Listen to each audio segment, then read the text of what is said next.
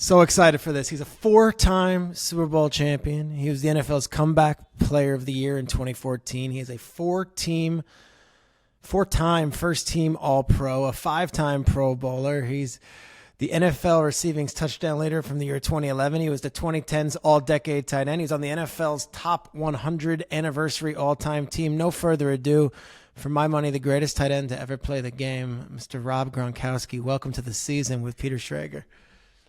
Peter Schrager, what's up, my man? How you doing? I'm doing good, bro. We're starting off right now with this podcast, and training camps are opening. When you see, even periphery-wise on Twitter or on your TV, that guys are reporting to camp and knowing you don't have to, is that a great relief, or do you miss, No. first day of camp, that was fun? No, it's the best relief. I can tell you that right now. I believe that training camp is too long, especially for veterans. There's no doubt about that. You're in training camp July 25th, and the first game isn't until September 10th or September 8th or whenever that is. And for a veteran, training camp can become drooling throughout that whole time, and you're just waiting for the game. But listen to this. Blaine Gabbert, I was working out with him down in Florida in Tampa about 2 weeks ago or 10 days ago. And we're hanging out, we're BSing, we're messing around. And then 3 days later, I'm on Instagram and I look at his story, and it's him at training camp. Yeah. And this is like a week ago now. And I'm like, bro, how are you already at training camp? He's like, yo, man, we have the early game. We have the Hall of Fame game or whatever game that is. And we already reported. And my mind was just blown. I was like, oh, my gosh, I'm so glad I'm not at training camp right now. It's crazy. The Jets guys, I know them well, and they're like, yeah, I was still on the beach. They're like, yeah, we've got practice today. I'm like, practice? Yeah. They've got the Hall of Fame game, and they've got to be there early. We're dreading it right now, but if you love it, then it's great. I don't love training camp. I'm not a guy that loved training camp. I believe if training camp was 4 days on hard, 2 days off, you just beat yourself like a dead horse. You're just running into the defensive end every single day, and your head's just getting numb, your body's getting numb, and that's why I don't like training camp. If practice started now, and then it was kind of more strategic planning, all right, we're going to hit today hardcore, and then we're going to recover for 2 days. We're going to just do 7-on-7 the next day or whatever. But it was just boom, boom, boom in my head, my body. It's it felt like I was at end of the season when I was in Miller training camp, then beginning of the season. But if you love football and you love doing that, well then you're in the right spot. I guess. If you love it, you're going to love it. You're going to play anyway. What's life for you like now? I think I've for the listeners, we really had a great time a couple of weeks ago. You're working for Fox. I know that's during the season. What's a day of Rob Gronkowski? I know you've got other business ventures going on, but I think of you as one of the toughest, most all-around dominant football players, not of your generation, of all time. And I'm not just, blowing you up because you're on this. I think everyone would agree that you have that. But then, okay, you're a guy in your 30s now, and football's in the rear view. What's a day-to-day for Rob Gronkowski? Yes, well, first off, I love to stay in shape. I love to exercise still. I've been exercising since I was a kid, and the best way to get in shape is to stay in shape. So I was already in top-notch shape after I retired, and I didn't want to lose that. So I like to run still about twice a week, work out, lift maybe once a week, do a band workout twice a week, maybe go do a hot yoga once or twice a week as well. I like to switch it up. Just to stay active. It makes me feel good, get the endorphins going, gets me going, getting good night's sleep. I haven't worked out yet. Usually I love to work out before I go on podcasts because then I'm wide awake, ready to talk. Yeah. Morning, you're a morning workout guy? Wake up and do it? Yeah, but this morning I got a bad night's sleep last night. I woke up at 4 a.m. and I was wide awake till 6, and then I changed my alarm to 10, and I woke up and I was like, oh, crap, I got the show pretty soon. But love to stay active, love to work out. And then just hang out and then find business ventures to do. I can't wait for the Fox season to start up and go there every Sunday out to LA and be with the guys in the studio. That's always fun. That's such a great family. But just stay active and just hit up teammates to find partners to work out with, find friends to work out with some players still. Like I said, Blaine Gabbert last week down in Tampa. So just running around, man. It's fun.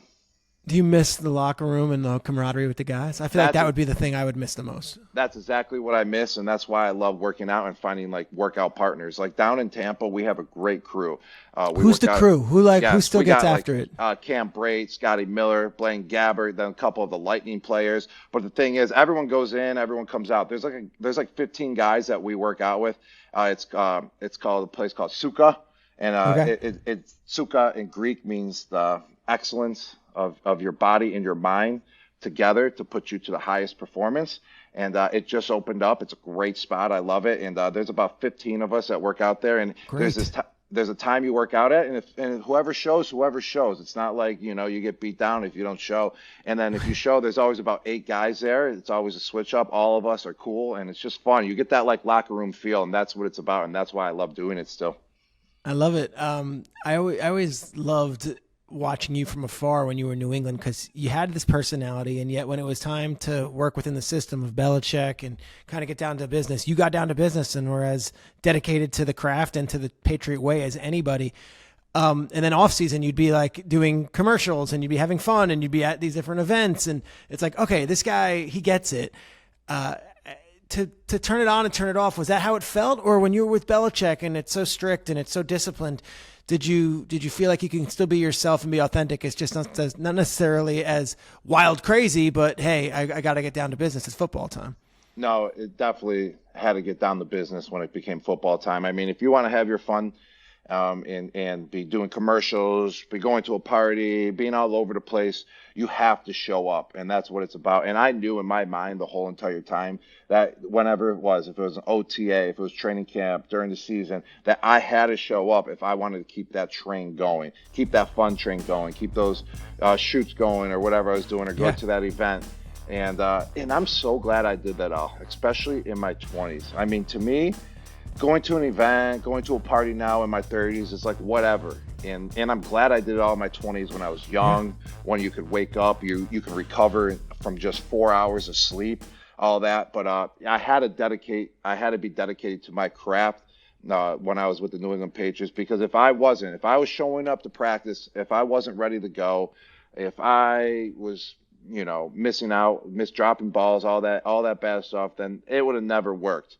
No doubt. I would have been out of there in no time. But I always made sure, I always had a strategic plan. If I was going to have some fun, go out, go do whatever, that I made sure that it fit my schedule right, that I was still ready to go when I showed up in that building. Yeah, and I feel like you sound like a wiser, more experienced Rob Gronkowski right now. Like you're looking back on your younger self saying, I'm glad I did it when I did it, because I probably wouldn't want to do it now. And yet you still do the Gronk beach party at Super Bowl. You still do all these things. Like, I think it's amazing because this persona that you have as like, Gronk, this fun-loving guy, but then on the football field, you're an absolute badass throwing guys around, run blocking, the most like selfless thing to do. I guess that was my question, really, like the turning it on and then turning it off and then knowing that, hey, I'm doing some of the dirty work here also. Yeah, exactly. The dirty work actually made me who I am, I believe. It actually helped me out, to be the guy that I was off the field as well, because I was doing the dirty work. I'm here to do all the work. I'm here to accomplish everything I need to accomplish, no matter what it was or whatever the task was. And I'm here to be the full package. I'm not just here to go out and catch a ball, make a play, score a touchdown. I'm here to get some blocks for the running back, to open up a hole so he can run into the end zone. And then also off the field, go enjoy my time, go to a party, go to an event, go do whatever. I was just a full total package, Peter, and that's what's up. Yeah, I love it. Dude, I mean, people look at you and say I had this great career, but you faced so much adversity too because of some of the body stuff and the injuries. I remember coming out of college, you didn't even play that final year at Arizona because of the injury, and then you get drafted in the second round, I believe.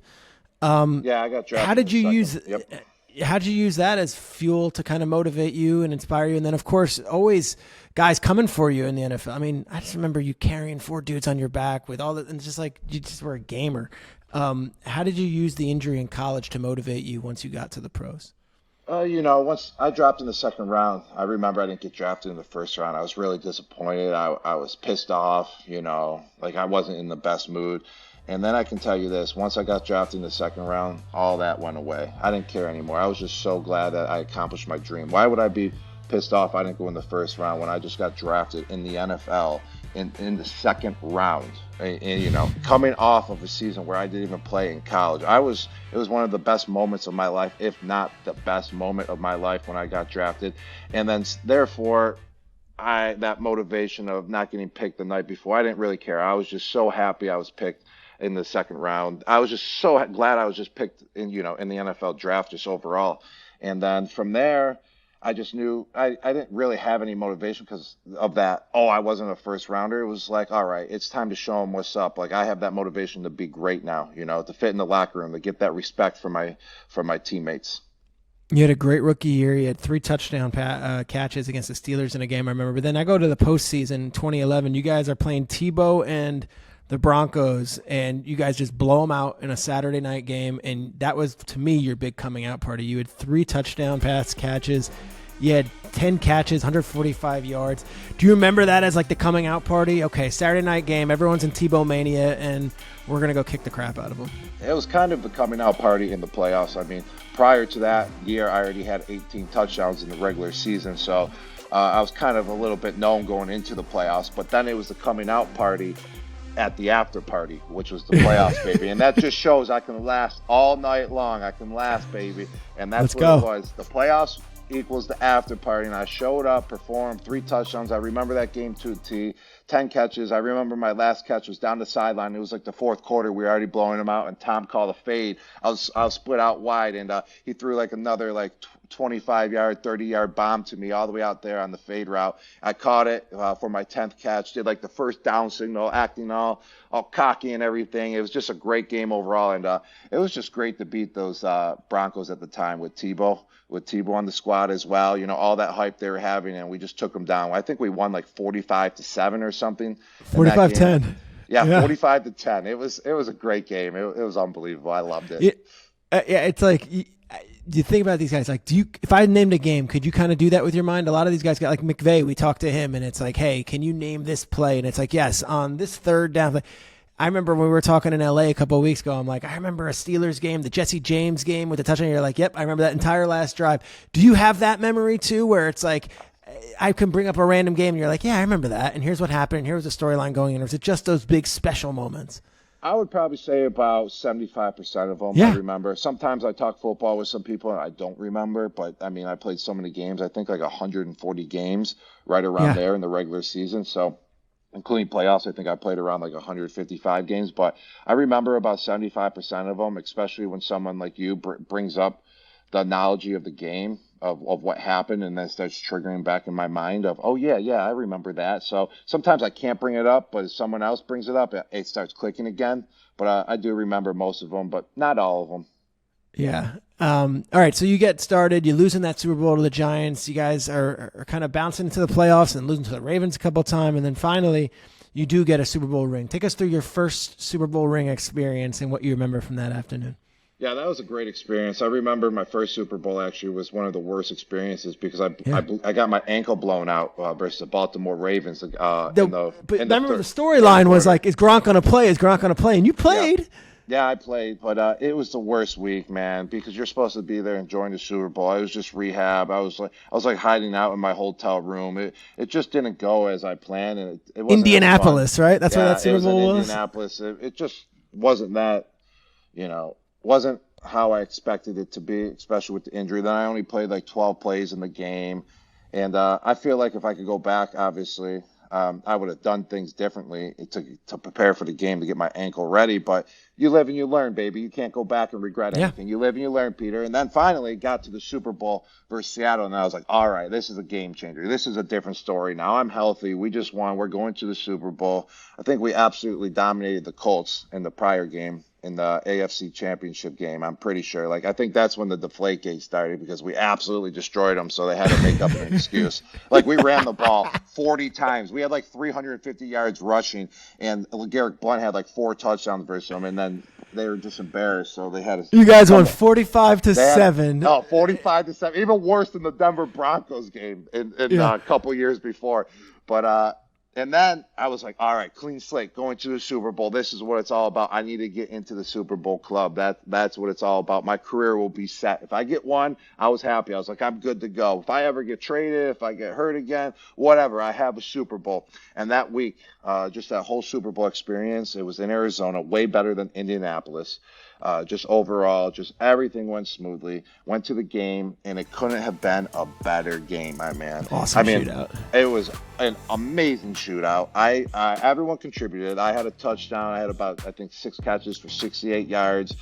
Julian contributed. Amendola contributed. We all contributed. The running backs. It was like a team game. We all did our part. And then obviously with Malcolm Butler sealing the deal at the end of the game with that game-winning interception, you couldn't have drawn up that game any more picture perfect than what it came out to. Where were you on that one? I know we see the footage of Jimmy and Brady and Mike Gervardi, who is the old PR guy, all on the sidelines. And that's a famous clip of Brady, like just being shocked, and Jimmy and him embracing. Where were you during that the Malcolm Butler pick? Yeah, I was just on the bench, and I was basically like a couple benches over. The quarterbacks, all the big time guys, they have their own little bench over to the side. The big time guys. The big time guys, the cameras all on them. And I'm doing the same thing as them, but I'm not a big time guy, I'm just the guy that does the dirty work. I block, make holes for the running back, catch a pass, catch a touchdown for Tom wherever he throws the ball, make him look good. So I'm over on the bench all the way to the right. And I'm just sitting there. And I'm just like, our defense is going to come through. I knew it. I was saying that. You really did have confidence? I had confidence that our defense was going to come through. But then they started driving down the field. And I'm like, maybe our defense isn't going to come through. And then they keep driving. I'm like, man, they're just chunk plays all over the place. And then they get down to like the 10-yard line. I'm like, I still have some belief, but I might not have some belief, because then I didn't want to be wrong. I'm like, oh. And then I was like, but I still have belief. Something's going to happen. Something's going to happen. Fumble or something. And then Malcolm Butler just came through. I remember I was just sitting on my chair. I just jumped up in excitement. Like, it was a feeling of undescribable, because it's just like, it felt like you were just floating when that happened. Getting my first Super Bowl ring with that play going down. Unreal. Surreal experience. Yeah. An unbelievable one. And then obviously you guys have that off season, and then to get back there a couple of years later. And I know you think about 28-3, everyone talks about that so much. Obviously you didn't have the fondest memories of that Super Bowl. Like, how do you look at that Super Bowl win? Something, I didn't actually play in that game, but I was on the so like, sideline. how do you look at it when everyone's like, oh, 28-3, the greatest win ever? You're like, well, I actually was hurt, like. Yeah, something that actually, it stings a little bit, but at the same time, I said to myself, I'm going to use this as motivation. Like, it was fine. I was like, I did my part that year when I was on the field. But listen to this. I was in training camp that year. I was unstoppable, bro. I'm talking 2 guys were on me, 3 guys. I was running by everyone. It was going to be my best season ever. And it really was, Peter. Here we go. So I'm in training camp, and then it's versus the Chicago Bears. They come in, they're in training camp, and I pull my hamstring. And it was the first time I ever pulled a muscle. And I felt it coming, and just, I tried going harder, and it popped. And it was a tough situation. I'm talking, I was 15 days straight. No one could stop me. No one. Yeah. I'm talking like it was unbelievable, the how much fire I was on. So then I blow out. I'm almost back. I'm getting back. I blow out my hamstring again, kind of. I tear it again a little bit, like no one knew, like 2 weeks later, because I'm trying to come back. I'm out in the field, like running routes. So then I finally get it healed. About week 4, I go out. This is when Jimmy's the quarterback still, because Tom was suspended from the Indianapolis Colts Deflategate thingy that they came up with, because we beat them so bad in the playoffs. And then I go in, my hamstring's still a little messed up. Like, it was so bad. Like, they tried throwing me a route in the middle of the game, and it was just like I was running 1 mile per hour. Yeah. And then I was like, my hamstring needs like 1 more week, and then kaboom, like it kicked in. And then all of a sudden, Tom is back too. And Tom and I, in those 5 games I played, I literally was on fire, bro. Once again, I left off where I continued. I left off where I was in training camp, and I'm 550 yards in 4 games. I have. I know. I'm on fire. You had 20. Bro. You had 20. Yeah, you had 21 yards per reception that season. Yeah. No one can do that. That's incredible, dude. And and I was gonna hit 1,000 yards in like 10 games. I was on fire. I was like, no one stopped me. No one stopped. So then what happens? So I'm doing my part already this year. Martellus Bennett, he's on the team now. He's a first year. I'm showing the way. Like, this is how we grind. This is how we get it done. And then I go up the seam versus Seattle Seahawks again. Earl Thomas. Tom throws me a pass. I put my hand out. versus Cam Chancellor. He's guarding me. So you got the two hardest hitting safeties in the game over the last 10 years. Well, I would probably say over the last 2 decades. There's a couple, but I would put them up in the top 5. Earl Thomas may be number 1. And I reach out, and I'm not looking at Earl Thomas, and he gets a full steam of speed and just levels me full speed, dude. And I'm not even looking. Like, it was a clean hit. No doubt it was a clean hit. And I got up, man, and I couldn't breathe. The wind was knocked out of me, and I went to the huddle. Blood was coming out of my mouth. Really? I didn't even say anything. Later that day, the next day, I had a punctured lung, and it was shooting blood all up in my mouth. So then I had to take off a week, and I tried coming back. I'm like, I can't move still. Little did I know, he freaking popped a disc out of my back. Herniated disc, right? Herniated disc. And then I had to go out end of the season right there. I had to get the surgery. My disc was popping out. So that's why I didn't play in the Atlanta game. It was a disappointment because I don't think there would ever needed a comeback because I was on fire that year so much that we were just going to be rolling. And we had the 2 tight end set with Marty B, and I love 2 tight end set. You cannot stop 2 tight ends in the NFL if you have 2 legit tight ends. It's impossible.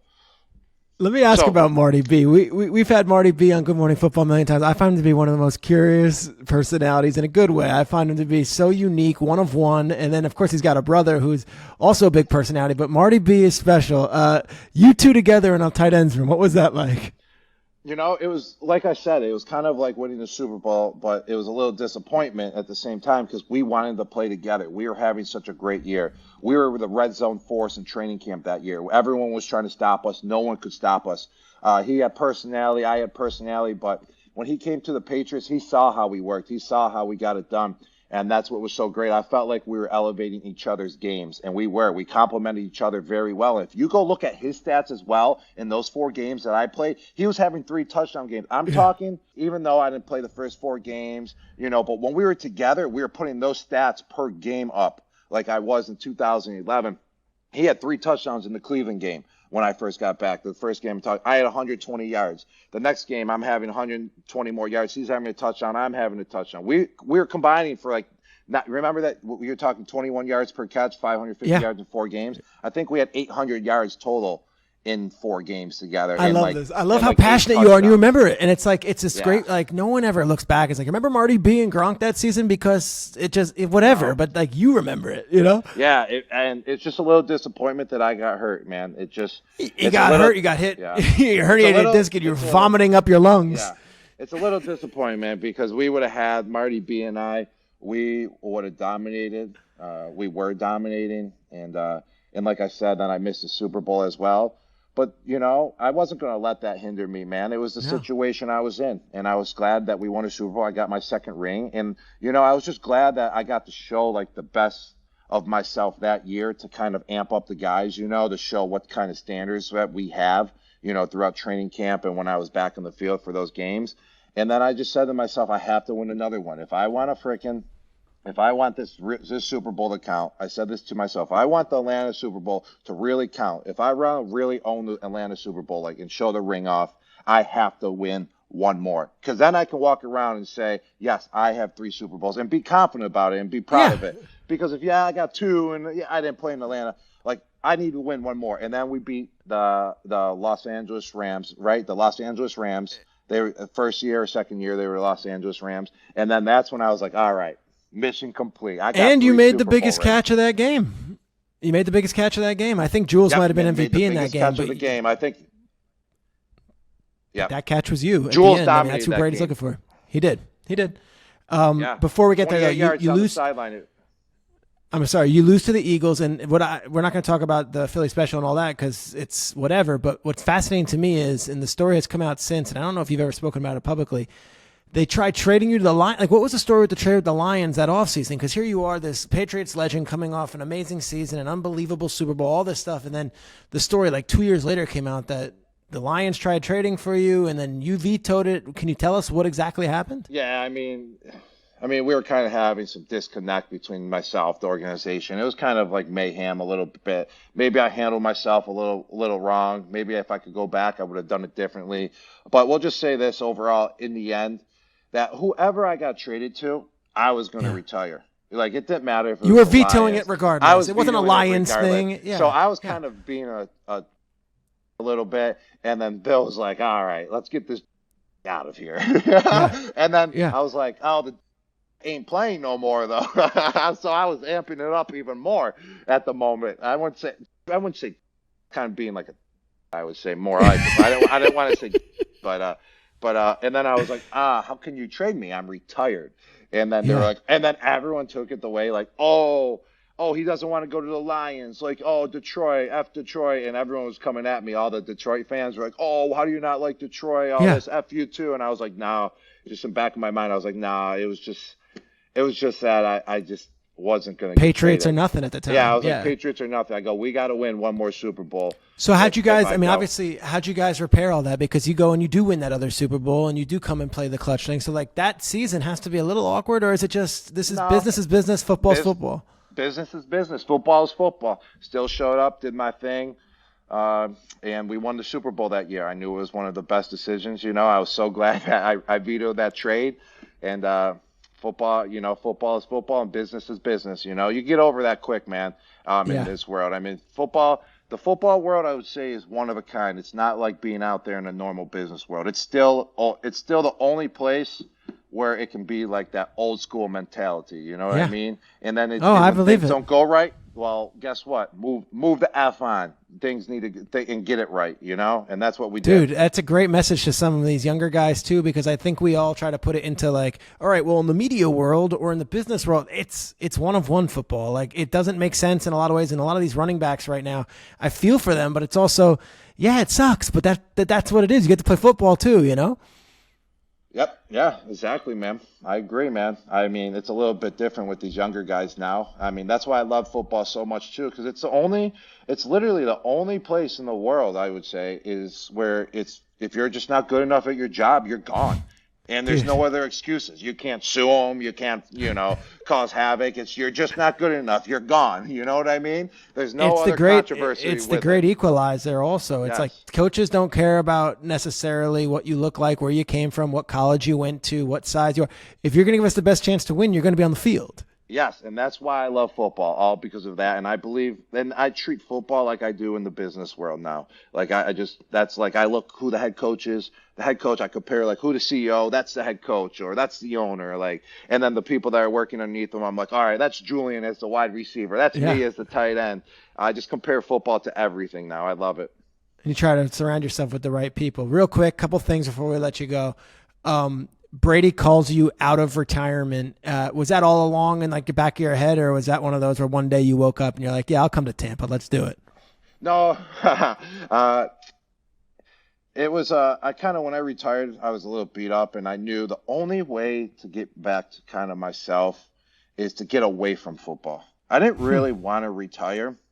I just wanted to get away from football, and I knew that the only way to do that was to retire. And I knew it, and I needed a year off. And I was like, okay, so if I take a year off and I don't retire, that's just going to be just havoc on myself. When are you coming back? All that. I was like, I'm just going to retire.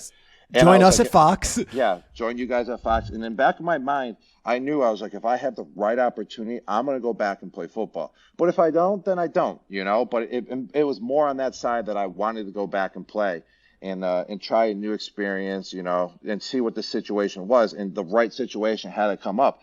And little do we know, a year later, look at that situation that came upon us. And that's when I was like, how can I pass up on that? Like, it's a new opportunity. My mom lives in Florida, 2 hours away from Tampa. I always go down to Florida. The Tampa Bay Buccaneers, I mean, I wrote an article about them when I was in college. I wanted to play in Tampa Bay for many reasons. And little did I know it came true freaking 10 years later, which is great. I mean, no, like 12 years later, which is great. And it was just the right situation. I wasn't going to come out of retirement for just any old situation. That was the right situation. And I definitely felt like I made the right choice for sure. It's interesting. Brady's now out of football for the first time in my career, in my professional life. I was in college when Brady was in college. It's kind of crazy. And now he's not playing this year. And it's so Brady, you consider him big brother, friend, mentor? Like when you hear Brady, and I know he's so much older than all these guys now, but he's a pretty cool guy too. He's great, man. I love Tom, but I would consider all of those in the category. He's A, B, C, and D. Mentor, friend. He's kind of like daddy. Daddy, what do we do here? And then like, it's just, he mentors the game to you, and then he's your friend at the same time. So he's everything, man. He's just a great guy overall. He's a great family man. It's just incredible just to see how great of a dad he is in real life to his kids, while, being like a dad to all of us at the same time. So it's just an incredible job that he has done. And that's why it was such a great situation to go down to Tampa with him. And feel like, he felt more comfortable too with myself going down. Imagine that you go to a new place and you have your number one guy that you can just throw a pass to. It just makes you feel more comfortable and more confident. So, and we love Tampa, man. I love that front office in Tampa, man. Jason Light, Mike Greenberg, all of those guys, man. Greeny, they're hilarious, man. I loved them, and they always came out to practice and made me laugh and get me through practice every day. I loved it. It's great. We love those guys too. Light, Greeny, Spytech, Jackie Davidson, that whole crew. Like, they've got a great group there in Tampa. I know you're going to be going in a little bit, so real rapid fire stuff. First one, cooler hang. Like, when you're out at night, like who'd you rather? Is it Edelman or is it Brady? Like, who's the guy you want to be with in the club? Well, it's definitely, I would have to go with Edelman, because I don't even think Tom's going to make the club. So what does that mean? Is Tom in bed by like 7? Is that yeah? He's not making it to the club. So if I pick Tom, I'll just be there by myself. That's it. Yeah. Okay, that was that one. Tampa Bay, post Brady, post Gronk, post all this Baker, like, could still be good. What do you think? I think they got a good offense. They got a lot of weapons around them. I mean, with that running back who's going to be second year, then you obviously got Mike Evans. Yeah, Rashad White. Then Mike Evans, Chris Godwin. I mean, they got weapons. I mean, Mike Evans is one of the most underrated receivers in NFL history, and he's had 1,000 yards every single year.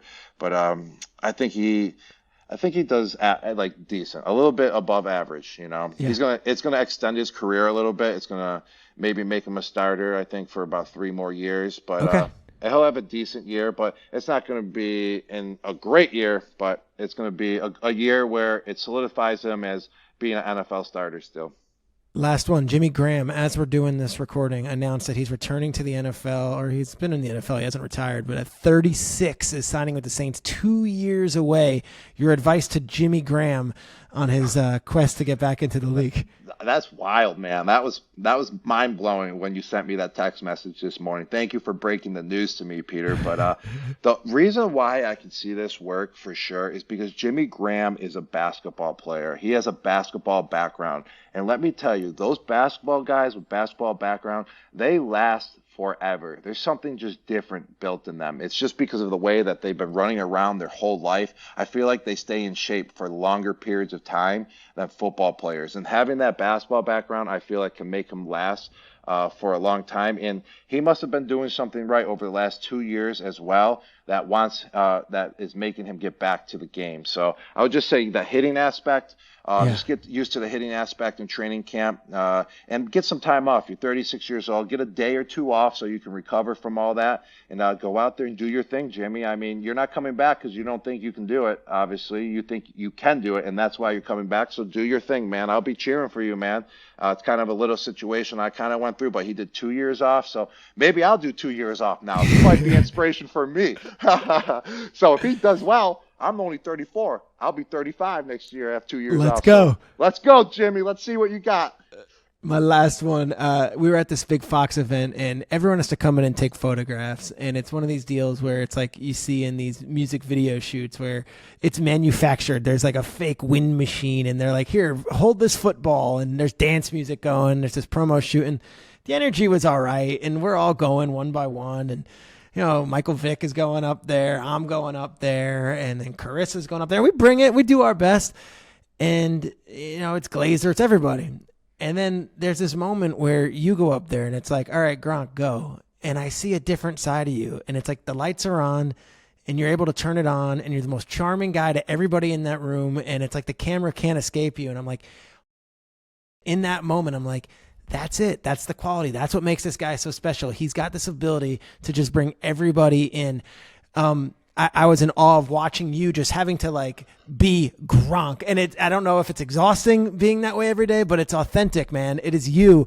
What do you attribute that to? That ability to make everyone else feel great and to kind of just bring energy and happiness and joy to what you're doing. When the lights go on, I'm always ready, baby. When it's showtime, when it's game time, I'm always there, baby. And that's why Tom loves me. He always knows he can go to me, baby. Everyone knows they can go to me. That's why Fox called me, because they know when that camera light switches on and we're live on air, the Gronk is gonna show up, baby, that's what's up. I mean, I'm dead serious. Like, if I'm a brand and I'm looking at all these different options, like I saw it and like I guess USAA has done stuff with you. You've done stuff with all these brands. Are you getting turned on, Peter? By the I'm photo telling shoot? you, bro. It was like watching. I'm like, okay, that's star quality, and I'm not knocking any of our colleagues, but it was like, oh, that's Gronk, and I'm telling you, that's natural. Big time for it. I was like. But also, I knew it was going to be like 3 minutes. That's what's great about it. I was like, okay, we got 3 minutes. I'll give them my best shot. That's why I love Fox, too. It's like there's no BS downtime or sit around time. It's like when we're on, we're on. When we're off, we're off. And I was like, all right, well, 3 minute photo shoot, I'll give you my best. Usually my photo shoots when I'm doing them for a brand or a company, they're 3-4 hours. So then that can get a little tiring. I was like, 3 minutes, I'll give it my all, baby. Let's go. There's so many jokes we can make, Gronk. On that note. I got to go get my girlfriend. I got to go drive to the train station right now. That's what I'm doing. You asked me the first question, what am I doing? Am I, in my downtime now? I got to go pick her up at the train station. Send our love to Camille. I love the fact that you joined the podcast, bro. You're a great guest and a great dude. Thank you so much for joining. Thank you, Peter.